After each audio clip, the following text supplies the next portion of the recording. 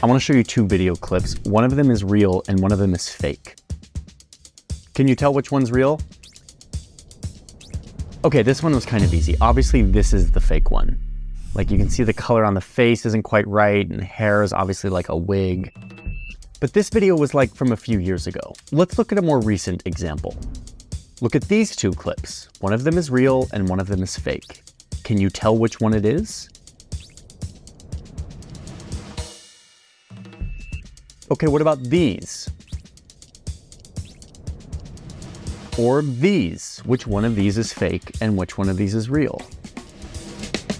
Maybe you're some wizard and you could tell, but I couldn't. And my guess is that most people can't. That's because things have changed. I've never seen it quite like this. This technology is spreading rapidly. It's really extraordinary. Mind-blowing. Deep fakes. Deep fakes. Deep Tom Cruise was a tipping point for deep fakes. It's all real.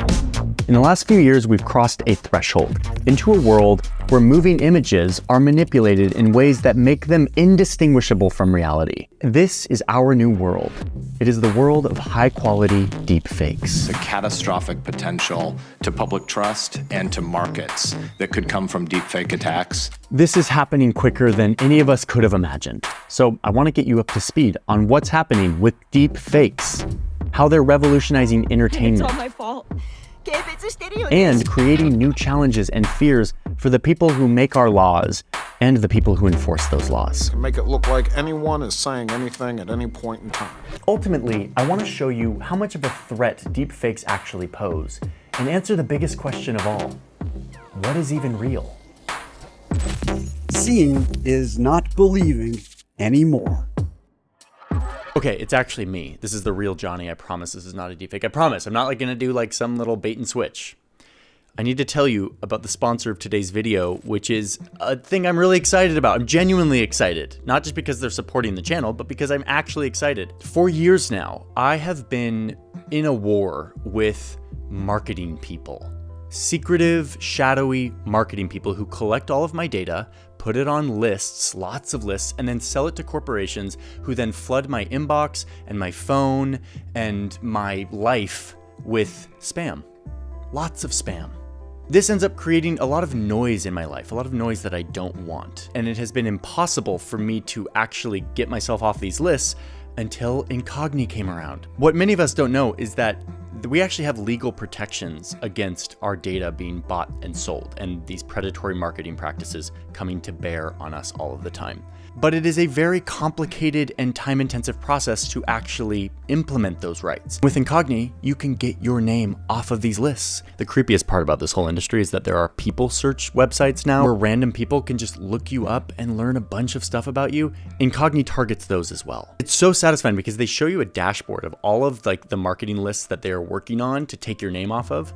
So you get to see your name being taken off of all of these lists that you didn't even know you were on. So I'm signed up for the yearly plan, which means Incognit is constantly monitoring month after month to keep me off these lists. And I'm already seeing the results. I'm very, very happy that Incognit exists, which is why I'm so giddy right now. There's a link in my description. It's incognit.com/JohnnyHarris. Clicking that link helps support the channel. It also gets you in on this amazing service. You can sign up and have 30 days risk-free where you can get all your money back if you feel like it's not useful to you.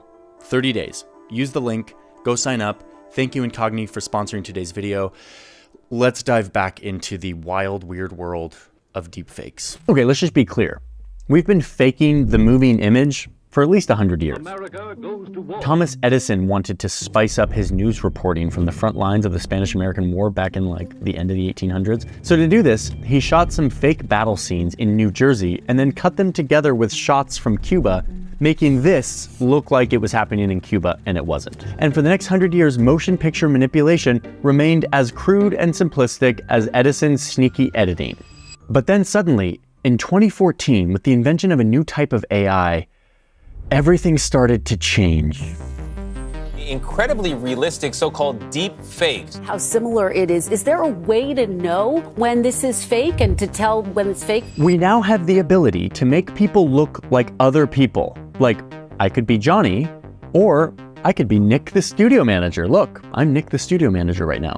I could also be Tom the music composer. And what's crazy is even if you go back and watch what I just showed you frame by frame, you likely won't be able to tell. Let me explain how on earth we did this. We can do all of this because of this clever computing process. It's called Generative Adversarial Networks, or GANs. This is where two AIs work in tandem to get the best fake image possible. So you have these two AIs. One of them is a forger, and the other is a detective.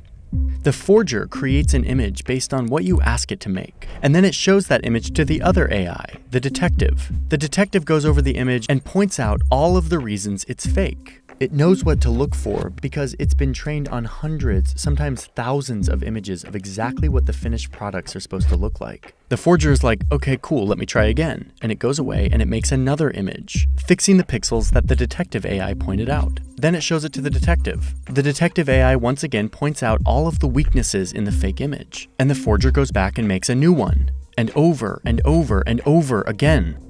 And so the longer you give one of these AI models to train on, it basically goes through this creation and improvement cycle over and over until you get the best deepfake possible. There are many ways to train a deepfake, but this is the most common, and it's actually how we got the deepfake that we're running on this clip right now. My face is slowly morphing into something else, and it's basically pixel perfect. We had to run a training model on this face for 2 weeks, but it got really good. Look, it's like amazing. I'm not me. I mean, I am me, but I'm not me to you. And that's kind of nuts. We're about to enter a brave It scares me. new It really world. does. It scares me. An important point here is that we used to have to train these models on huge amounts of data. You need a lot of footage from someone's face to train these models, which is why it's mostly worked on like actors who have a lot of high quality face data available. It's how you get deep fakes like this. Do you like what you're seeing? Just wait till what's coming next. Or how you get Jim Carrey imposed onto Jack Nicholson's face in The Shining. I'm not gonna hurt you. Or Willem Dafoe in Silence of the Lambs instead of Anthony Hopkins. You look like a rube. These last two clips were done by a super talented deepfake artist named Control-Shift-Face, and he's actually the one who's doing the deepfakes for this video too. He's the artist behind that video that went super viral a few years ago of Bill Hader doing an Arnold Schwarzenegger impression and turning into Arnold Schwarzenegger. Get out of this, the bomb in there, get out! And he's now working at a deepfake production company called Deep Voodoo, where he worked on that Kendrick Lamar video. Yes, that Kendrick Lamar video. For me personally, it's exciting because I can like do these goofy, funny movie remixes that I can put on YouTube. I really enjoy that. And yes, when I was talking to him in our interview, he was using a live deepfake mask and changing between different characters, and it kind of blew my mind. Oh my God! Sorry, you just changed to Mark Zuckerberg. And I have a lot of faces up my sleeve here. Oh my God! Wow, I was not ready for that. Deepfaking has already started to shape the entertainment industry. Filmmakers are using deepfake technology to translate films into other languages. It's all my fault. They can de-age celebrities. I thought we went anywhere. And we're back. There's a 6-part TV show in the UK about a bunch of rowdy neighbors, and guess what? All of these characters are all deep-faked celebrities. Did move some of Kim's things. I'm sorry about that. 2 years ago, if someone told me something like this would exist, I don't think I would believe him. And what will be next in like another 2, 3, 5 years? It's getting to the point where deepfakes are nearly impossible to decipher as computer generated, which is super exciting, but also kind of scary. The FBI tells NBC News they're following the rapidly developing technology closely. I believe that this is the next wave of attacks against America. It's a real concern. It's a real concern. And this is where we talk about the doom and gloom part. And for that, yes, I have a lot of paper. Lawmakers and law enforcement are getting worried about this technology. Here's a letter from Congress to the Director of National Intelligence, raising the alarm that hyper-realistic digital forgeries, popularly referred to as deepfakes, use sophisticated machine learning techniques to produce convincing depictions of individuals doing or saying things that they never did. I kind of love when Congress talks about technology. And this is the most important line. By blurring the line between fact and fiction, deepfake technology could undermine public trust in recorded images and video as objective depictions of reality. Oh, and by the way, this letter was back in 2018, basically the Stone Age for AI image generation. More recently, I saw a Democratic senator giving his opening remarks to his colleagues in Congress via a deep-faked voice that sounded perfectly like him. We have seen what happens when technology outpaces regulation. But it's not just American lawmakers. Europol, which is the European International Police Agency, says that experts estimate that as much as 90% of online content may be synthetically generated by 2026. 90%. Meaning AI will be making most of the stuff that we watch on the internet. Their big fear in all of this is that deepfakes will, quote, lead to a situation where citizens no longer have a shared reality, causing what they call an information apocalypse. Here is a 43-page report from the US Department of Homeland Security. And look at this title page. I mean, look at that graphic design, especially this moment where it goes from a classic sans serif to a serif. I mean, not bad for the government. DHS says that deepfakes and the misuse of synthetic content pose a clear, present, and evolving threat to the public across national security, law enforcement, financial, and societal domains. The Pentagon is using its big research wing, the one that helped invent, I don't know, the GPS, the COVID vaccine, and the literal internet, that one, to look into deepfakes and how to combat them. Like, they're taking this very seriously. But my big problem with all of these reports is they're couched in such vague language. What can deepfakes actually be used for outside of making really cool Kendrick Lamar music videos and TikTok Tom Cruises? I think there's bubblegum inside. Well, to get a taste, look no further than Ukraine. The Russian president says a military operation is now underway in eastern Ukraine. Column of Russian armor crossing into Ukrainian territory from the north. Спочатку я вирішив повернути Донбас. This is not Ukrainian President Volodymyr Zelensky. This is a deep-faked video that appeared on a Russian-language Ukrainian news site just 4 weeks after Russia invaded Ukraine. Russian troops were trying to take over Kiev, which would have meant a massive victory for Putin. Information on the ground was scant and foggy, and this video pops up of Volodymyr Zelensky urging his troops to surrender to Russian forces. Now listen, this is kind of a crappy version of a deepfake. I mean, misshapen head, weird accent and voice, wasn't super pulled off. But guess what? It doesn't matter. Because what this video did do is it made people question every other video coming out of Ukraine. And this is what Congress meant when they were freaking out in 2018 about the idea of deepfakes blurring the line between fact and fiction, undermining trust in recorded images and videos as objective depictions of reality. And this is actually, so far in my reporting on this, the biggest takeaway. I don't know if we realize what a big shift this is. As deepfake technology gets better, yes, it allows people to create compelling fake evidence, and that is worrisome, but it also allows people to dismiss real evidence, real footage, as, oh, that's just a deep fake. We can do that now. We can't trust anything. It's not just what they could create, it's the doubt that is cast on authentic video and audio. Yeah. Okay, let's get to another concrete threat here to get us away from all the vague language of government agencies talking about how scary this all is. Think about the legal system. Deepfakes are becoming a nightmare for evidence in court.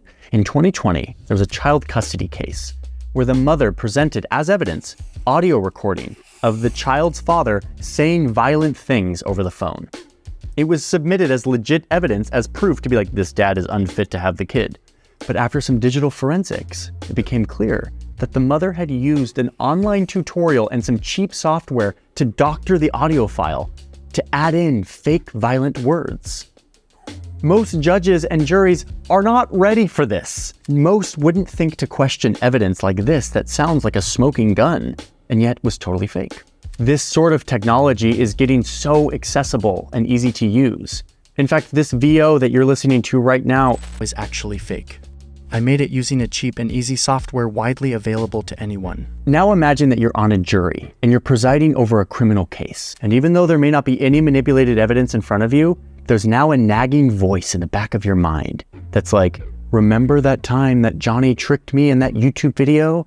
And he made his face change, and now he looks like someone else, and it wasn't really him, and it was really convincing? Who's to say all of this visual evidence that I'm seeing in court isn't also fake? Visual evidence is no longer rock solid. Surveillance footage, body cam footage, Heck, even audio taken in a bus from a presidential candidate. This was all solid at one point, and now it can all be called into question.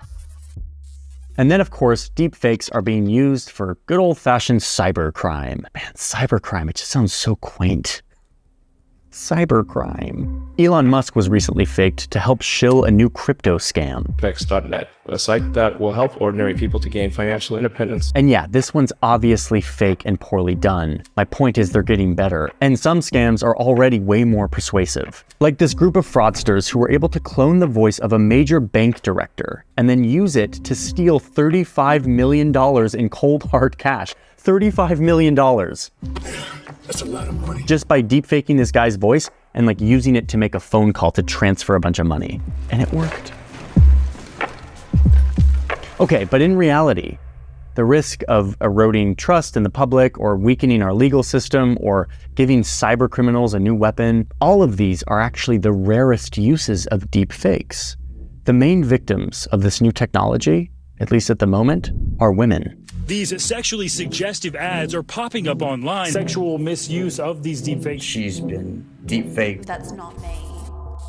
By one estimate, 96% of deepfake production is used to produce porn, almost all of which are using women who have not consented to this. Just 2 years ago, Telegram got in trouble because it was found that they had private groups on their service that were using deepfake technology to remove the clothes of more than 100,000 women. It used to just be the faces of celebrities because they're the ones who have all this high quality data out in the world that you can train a model on, but no longer. The tech has developed such that an ordinary person with a few images on social media could suddenly have their faces deepfaked onto the body of a porn star. Martin has found dozens of doctored images and videos of herself. She has no idea who's responsible for them. Okay, but what's being done about this? What can be done? Let's first remember that when a new technology comes along, it typically evolves rapidly, way faster than the lawmakers who need to understand it to regulate it do. So we're in the kind of Wild West phase where the lawmakers are kind of just trying to get their head around this stuff. Let's hope that Congress can catch up. China is actually the first country to have regulated what they call deep synthesis technologies by requiring all deepfake content to be clearly marked as having been modified. Luckily, a surveillance state is a lot easier to regulate this kind of stuff. But the EU is trying. In an ambitious bill called the AI Act. Boy, do I love going through European Commission PowerPoint slides.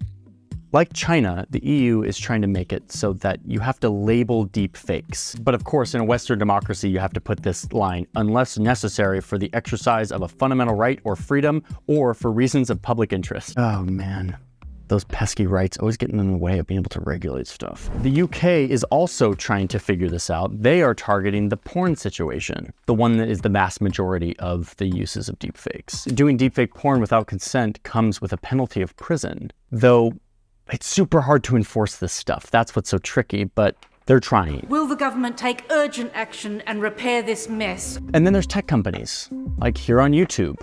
They say that they will pull down any video that, quote, includes deceptive uses of manipulated media, i.e. deep fakes, which may pose serious risk of harm. Who decides what serious risk of harm is? But one promising solution here would be to fight software with software. If we could train software to detect the quirks of deep fakes, like the unnatural blinking or some of the other weird subtle things that the human eye can't pick up on, we would have a strong way of verifying what is real footage and what is distorted. So deepfakes are here, and they're seemingly here to stay. We are entering a new chapter of how humans consume and relate to information. It's a chapter as significant in my mind as some of the other big chapters, like when we learned to capture light and record it. It changed the world. Photographs could be used in court as proof. They could be used in science to capture and understand the world around us. In journalism, it allowed us to show, not just tell. And when we made those images move, we could capture more truth, more proof, more evidence. And then we could connect and spread those images far and wide. Truth and evidence coursed through the world's internet. This evolution of the moving image and its uses in the connected world is taking an unexpected turn away from being the bedrock of evidence and towards the foggy territory of deception and confusion. We're gonna have to navigate this chapter carefully. We're gonna have to push even harder to know where our images came from, who made them, and for what purpose. And we're gonna have to resist the urge to believe everything we see, no matter how real it looks.